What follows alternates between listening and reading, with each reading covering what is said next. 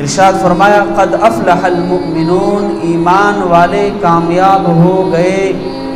ایمان والے کون ہیں؟ آگے ان کی نشانیاں کیا ہیں؟ ارشاد فرمایا الذین هم فی صلاتهم خاشعون، ایمان والوں میں پہلی نشانی یہ ہے کہ وہ لوگ ان کے نمازوں کے اندر خشوع اور خضوع ہوگا۔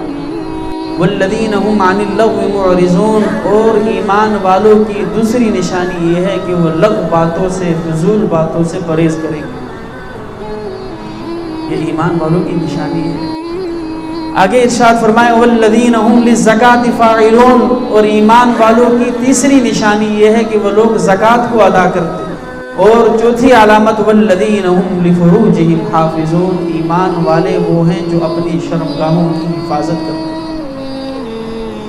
فمن ابتغى وراء ذلك فأولئك هم العادون والذین هم لأماناتهم وعهدهم راعون، اور ایمان والوں کی ایک علامت یہ بھی ہے کہ وہ امانتوں کے اندر اور وعدوں کا پورا خیال کرتے ہیں، لحاظ کرتے ہیں۔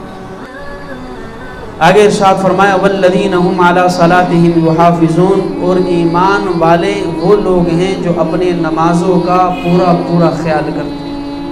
ایمان والوں کی سب سے بڑی علامت یہ ہے کہ ایمان والے نمازوں کا پورا خیال کرتے ہیں۔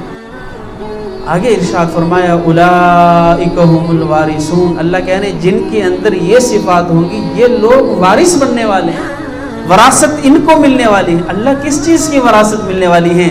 اللہ کہتے ہیں الذین یرثون الفردوس، جنت الفردوس کے وارث بننے والے ہیں۔ ہم فیہا خالدون، وہ جنت جس کے اندر یہ لوگ ہمیشہ رہیں گے۔